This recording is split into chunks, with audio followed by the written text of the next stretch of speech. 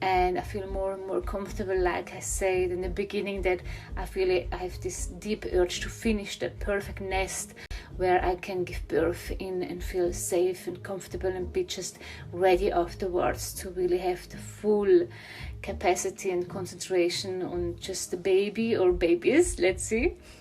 So that's really the difference when you choose to birth at home. You create your place. You have everything in your hand. There's also a lot of self. You have to take the things in your own hand and create the things around you. Everything that you can create and influence in your own power. And this gives you power back, and this gives you self-worth, and this makes you more sure of yourself. And then sure, with all the self-hypnosis I do, with all the reprogramming of my brain, and the yoga work I do, the breath work I do, everything together will move you in a very powerful position to give birth. Everything that I can influence in forehand, during my pregnancy, going up to my birth, I keep in my own hands, you know. You keep it in your own hands, and this gives, it's very special, it's very different, I would say, from my experience, when you just trust into the system and you just trust in them to bring your birth, your baby into this world, and you go to the hospital. As well, you can everything influence in your home. So I will hang a yoga towel there where I can hang in. I will have my bowl over there. I will have my bath tube. I will have my shower. So I have my scents that I will have. I will hang out all the things that inspire me. You know, all those seemingly little things will create your perfect environment where you will be able to give birth in a very relaxed and undisturbed environment, and really to your own creation, by taking everything from the beginning of your pregnancy, taking in your own hands, making a lot of thoughts about how could I react in this situation, how could I be like in this situation, happen this, how would I react, you know, and what do I need in this situation. So you really have a deep dive into yourself during pregnancy, going up to birth, which all those little things put together the perfect picture for you to be ready for the passage of right into motherhood. So what I have to add here about the nesting, why it is so important, and why actually the nesting really starts when you in a certain stage, when you are pregnant. You have really like this deep urge to prepare your home perfectly, to make the perfect nest like the birds are doing it. It's in your DNA, and you start to create your perfect birth environment. Really like this deep urge to prepare your home perfectly, to make the perfect nest like the birds are doing it. It's in your DNA, and you start to create your perfect birth environment. And why this is so important, that everything is then ready, how you speak from the environment, how you wish to have it during your birth, is that you can switch off. Because when you move into the birth process, on one point you will switch off your neocortex, and you will go into your mammal brain, into the emotional part, I guess, where you really not thinking anymore. And to be able to move there, a woman needs to feel safe, because otherwise you stay in the fight or flight modus.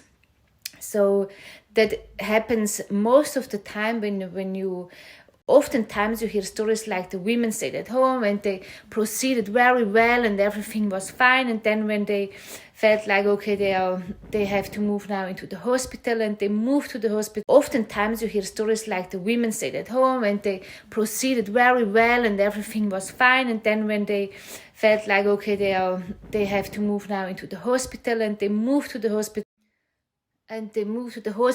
Already. The ride puts you back in your neocortex, and then you arrive there and you have to answer certain question and this and that, so you can't stay in the brain part where birth has to happen.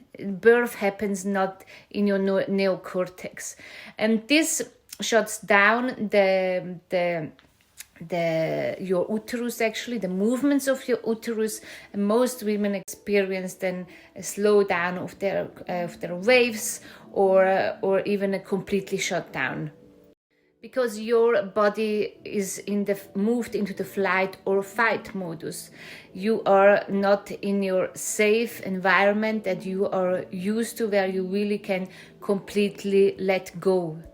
And then afterwards it differs very much from woman to woman. Some can switch again back and find their peace and have maybe a perfect doula who accompany them, or a perfect midwife who switches then the lights off and keeps the personnel away and really kind of protects the birthing woman. This depends from woman to woman, but your body really switches back into the neocortex, into the flight or fight modus. This shuts down the movement of your uterus, of your whole birthing body. Also, your baby stops to work with you because your baby works as active. This shuts down the movement of your uterus, of your whole birthing body. Also, your baby stops to work with you because your baby works as actively as your body does during your birth. And then they want to do some tests, and they want to look into your yoni. What I hear is quite painful for most women. So it's a completely interruption of your body is perfectly harmonized with the hormones and everything to give birth. But when it gets interrupted, it's then where the pain kicks in and gets very strong. Your body is perfectly harmonized with the hormones and everything to give birth. But when it gets interrupted, it's then where the pain kicks in and gets very strong. Because your uterus really, it loses the blood. It gets really white instead of being nice bluish red and really flooded with blood, so that it can work perfectly the way as it has to, and you stay in a very relaxed body relaxation. You will not experience the pain because it shuts also down your hormones that actually keep you away from this big pain that most women talk about after birth, because it shuts down your oxytocin that it's released in your body, and it shuts down your endorphins. And that's why women experience so painful births, because the body cannot do what it is supposed to do. The body cannot do what it is supposed to do. The body cannot do what it is supposed to do. But everyone has to know at the end their own decision, how you feel safe. If you feel absolutely not safe at home, to do it yourself or with a birthing partner or with a midwife or doula, then it's no point there, But just to show you why you get really interrupted. And back to the nesting. So when you stay at home, you stay in your environment, and your birthing process gets not interrupted. It can proceed natural way as it is designed to proceed. It's just you then who are able to interrupting, because you get fearful or interrupted.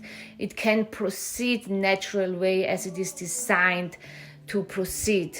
It's just you then who are able to interrupting, because you get fearful or you get unsure. But most of the time is fear that women get torn out back into their neocortex, or you get unsure. But most of the time is fear that women get torn out back into their neocortex. And for this, you prepare to be prepared for exactly situations like this. But when you stay at home, you have all the freedom. You can eat and drink. You can move from here, from the bathroom. You can go to the sleeping room. You have all the freedom that your body needs to move into this position to feel absolutely safe, and where it will be supporting in every way your hormones to produce the hormones that need to be released in your body, and so on and so on. So that's why nesting is so powerful way for your birth.